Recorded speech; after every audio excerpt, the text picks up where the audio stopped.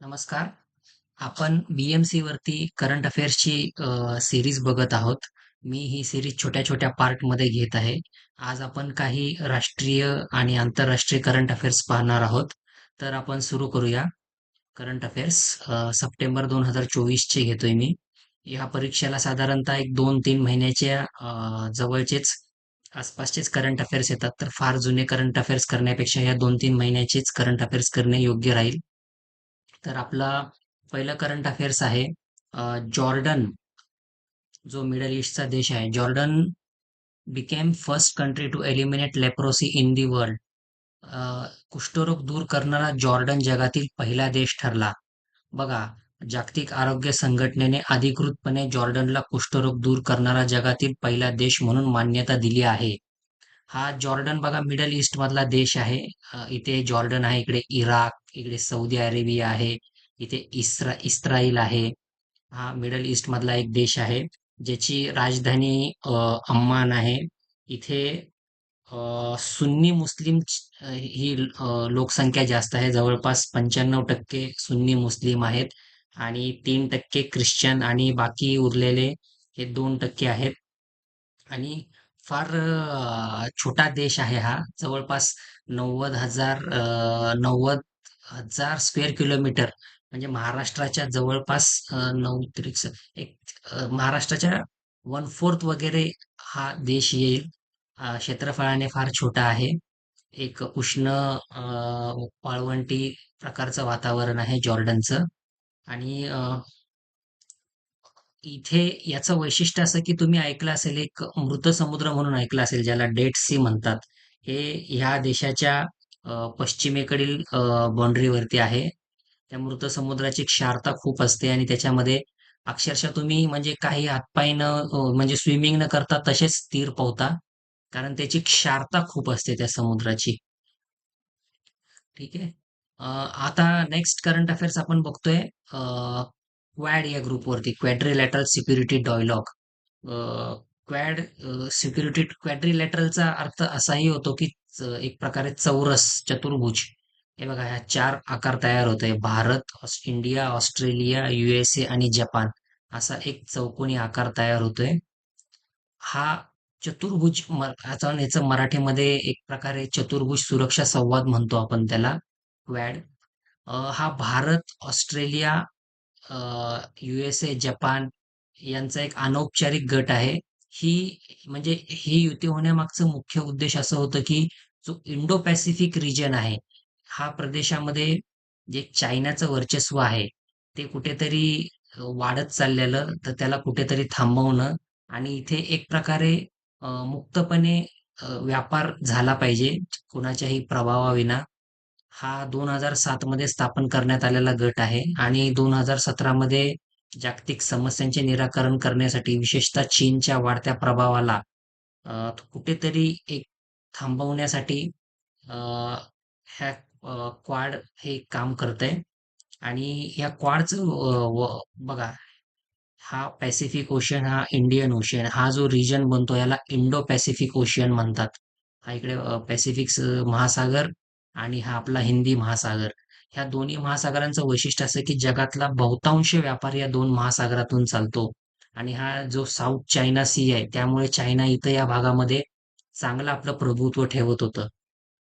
ह्या क्वॅड बद्दल वेगवेगळ्या देशांच्या वेगवेगळ्या प्रतिक्रिया देखील असतात. रशिया याला एक एशियन नॅटो म्हणतं, की त्यांना असं वाटतं की अमेरिकेच्या प्रभावाखाली रशियाने कुठेतरी इंडिया, ऑस्ट्रेलिया, जपान यांना घेतलंय. आणि चायना याला इंडो पॅसिफिक नॅटो म्हणतं. एक प्रकारे हे टीका करतात हे दोन देश या ग्रुपवरती. तरी देखील क्वॅडनं एक चांगलं विशेष स्थान म्हणजे ह्या भागामध्ये व्यापार जो चायना आहे त्याचा कुठेतरी कंट्रोल करायचा चांगला प्रयत्न केलेला आहे. क्वॅडचे अजूनही वैशिष्ट्य असं आहे की कोविड-19च्या वेळेला क्वॅडने एक वॅक्सीन पार्टनरशिपचं सुद्धा छान काम केलेलं. वॅक्सीन एक्सपर्टचे ग्रुप एकमेकांना सहकार्य करत होते. त्यानंतर क्वॅड्स सायबर क्षेत्रात देखील एकमेकांना मदत करतात जागतिक लेव्हलला. स्पेस सेक्टरमध्ये, अवकाश तंत्रज्ञानामध्ये देखील हे गट एकमेकांना चांगली मदत करतात. आपण नेक्स्ट बघतोय करंट अफेअर्स आपलं, की हे आपलं मंत्रिमंडळ आहे, केंद्रीय मंत्रिमंडळ याने आपल्या चांद्रयान-4 आणि एक व्हीनस ऑर्बिटरी मिशनला मंजुरी दिली. आतापर्यंत बघा 3 चांद्रयान झाले. चांद्रयान-1, चांद्रयान-2, चांद्रयान-3, चांद्रयान-4. तर जे चांद्रयान-1 होतं साधारणतः 2008च्या आसपास झालं. चांद्रयान-2 2019ला ते काही प्रमाणात थोडं अपयशी ठरलेलं. पूर्ण नाही, काही थोड्या प्रमाणात. त्यानंतर चांद्रयान-3 हे खूप सक्सेसफुल झालेलं आपलं 2023 मध्ये आणि नेक्स्ट आपण चांद्रयान-4 घेतोय. बघा, केंद्रीय मंत्रिमंडळाने अलीकडेच भारताच्या अंतराळ संशोधन योजनांमधील अनेक महत्त्वाच्या टप्प्यांना मंजुरी दिली. त्यामध्ये भारतीय अंतरिक्ष स्टेशन म्हणजे भारतीय अंतरिक्ष स्टेशन बांधणे, चंद्राचे नमुने गोळा करण्यासाठी चांद्रयान-4, त्यानंतर शुक्र ग्रहावरील व्हीनस म्हणतात त्याला, भारताच्या पहिल्या मोहिमेचा देखील यात समावेश आहे. आपण 2035 पर्यंत संपूर्ण स्वयंपूर्ण अंतराळ स्थानक आणि 2040 पर्यंत मानवयुक्त चांद्र मोहिमेचे उद्दिष्ट ठेवून पंतप्रधान नरेंद्र मोदी यांनी हा एक महत्वपूर्ण टप्पा असल्याचे म्हटले आहे. 2035 पर्यंत आपल्याला एक स्वयंपूर्ण अंतराळ स्टेशन बनवायचं आहे.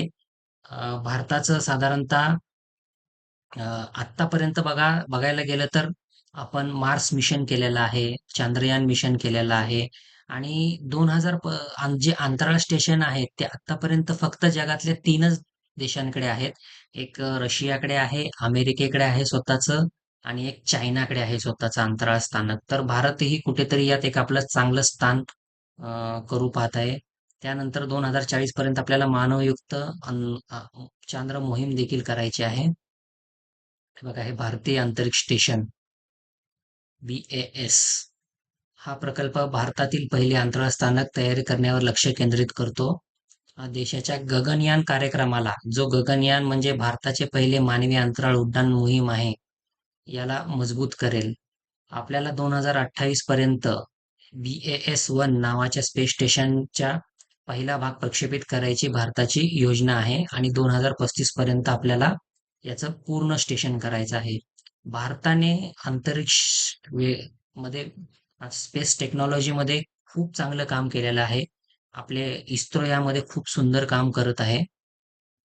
तर भारत यामध्ये नक्कीच प्रगती करेल. आपण नेक्स्ट आपलं करंट अफेअर्स बघत आहोत.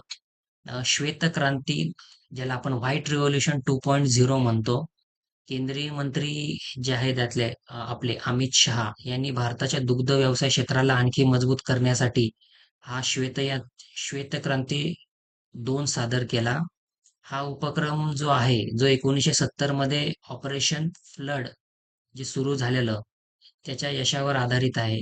ऑपरेशन फ्लड याच्यामध्ये आपण सहकारावर भर दिलेला दूध क्षेत्रामध्ये. श्वेतक्रांती 2 मध्ये देखील आपण सहकार क्षेत्रालाच अजून मजबूत करणार आहोत. बघा, याचं जे उद्दिष्ट आहे ते पुढील 5 वर्षामध्ये देशभरातील दूध संकलनामध्ये 50% वाढ करणे आहे आणि 2028-29 पर्यंत जी आत्ताची आपली 23-24 ची जी दूध खरेदी होती 660 लाख किलोग्रॅम वरून 1007 लाख किलोग्रॅम पर्यंत वाढवण्याचं आपलं उद्दिष्ट आहे. 2001 साली बघा, सहकार मंत्रालय स्थापन केलं केंद्र स्तरावरती आणि अमित भाई शाह याचे म्हणजे याचे सहकार मंत्री झाले. त्यांनी ह्या मंत्रालयाने अ, सहकार क्षेत्रात वाढवण्याच्या वरती फार लक्ष केलं. त्यानंतर बघा, दूध संकलन करणारे जे दूध सहकारी संस्था आहेत त्यांची संख्या आता सुमारे 1.70 लाख आहे. ह्या 2 लाख गावापर्यंत पोहोचलेल्या आहेत. तरी देखील अजून असे काही भाग आहेत की उत्तर प्रदेश, उत्तराखंड, मध्य प्रदेश, जम्मू काश्मीर इथे हे सहकार क्षेत्राचे जे जाळं आहे ते फार पसरलेलं नाहीये. गुजरात, केरळ, सिक्कीम, पॉंडिचेरी यांच्यामध्ये तर हे दूध सहकारी संस्थांचं 70% जाळं आहे.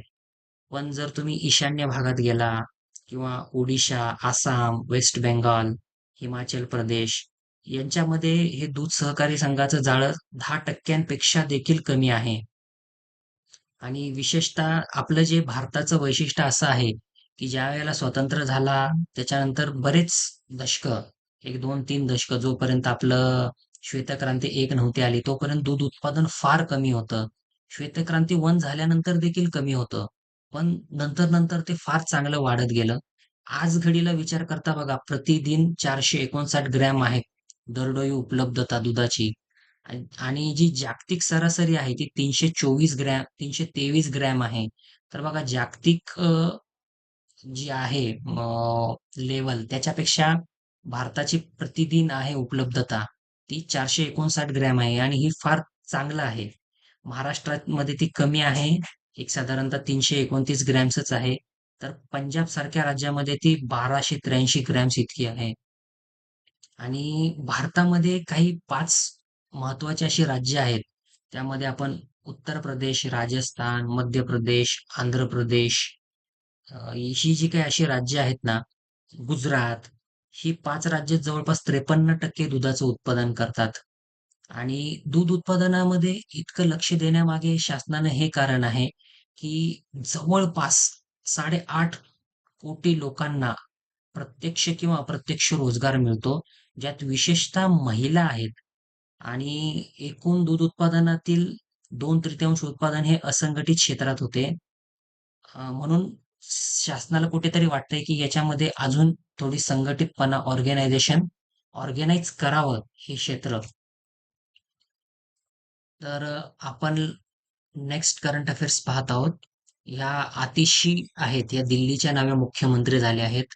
बऱ्याचदा यांचं नाव तुम्ही प्रसार माध्यमांमध्ये आतिशीच ऐकलं असेल. आतिशी मार्लोना हे त्यांचं खरं नाव आहे. या दिल्लीच्या नव्या मुख्यमंत्री झाले. अरविंद केजरीवाल आहेत, त्यांनी राजीनामा दिला आणि या आता आप या पक्षाच्या नवीन मुख्यमंत्री झालेल्या आहेत. आप नेत्या आतिशी यांनी बघा, शनिवारी 21 सप्टेंबर 2024 रोजी दिल्लीच्या तिसऱ्या महिला मुख्यमंत्री म्हणून शपथ घेतली. आणि बघा, ह्या सर्वात तरुण आहेत दिल्लीच्या झालेल्या ज्या महिला मुख्यमंत्री आहेत त्यापैकी. शीला दीक्षित झालेल्या त्या 60 वय असताना, आणि सुषमा स्वराज झालेल्या, दिवंगत नेत्या सुषमा स्वराज, त्या 46व्या वर्षी झालेल्या, आणि ह्या आतिशी आहेत या 43व्या वर्षी झालेल्या आहेत. तसंच बघा, स्वतंत्र भारताच्या मुख्यमंत्रीपद भूषवणाऱ्या त्या 17व्या महिला ठरलेल्या आहेत. हे बघा, आतिशी मार्लोन यांचा जन्म 8 जून 1981 रोजी दिल्लीतील एका विद्वान कुटुंबात झाला. आई वडील दोघेही दिल्ली विद्यापीठात प्राध्यापक आहेत. त्यांचे पती आहेत प्रवीण सिंग, हे शिक्षण क्षेत्रात काम करतात. आता हे मार्लोना जे नाव आहे ना, त्याचं वैशिष्ट्य आहे बघा. मार्लोना हे नाव जे कार्ल मार्क्स आणि जे लेनिन आहे त्याच्या विचारसरणीला प्रेरित करते बघा. मार्क्स आणि लेनिन हे यातून होते बघा. मार्क्स आणि लेनिन, जे बघा ह्या नावात प्रतिबिंबित होते. आज घडीला जर विचार केला तर देशभरामध्ये केंद्रशासित राज्य आहे आणि 28 राज्य आहेत, 9 केंद्रशासित प्रदेश आहेत. याच्यामध्ये फक्त 2 ठिकाणी आपल्याला महिला मुख्यमंत्री दिसत आहेत. यामध्ये पश्चिम बंगालमध्ये तृणमूल काँग्रेसच्या ममता बॅनर्जी, आणि आता ह्या आतिशी मार्लोना या सध्या करंट मध्ये मुख्यमंत्री आहेत. त्या दिल्ली सरकारमध्ये बघा, शिक्षण, पीडब्ल्यूडी, संस्कृत आणि पर्यटन मंत्री आहेत. आता 1-2 दिवसात त्या पोर्टफोलिओ अजून वेगवेगळ्या चेंज करतील.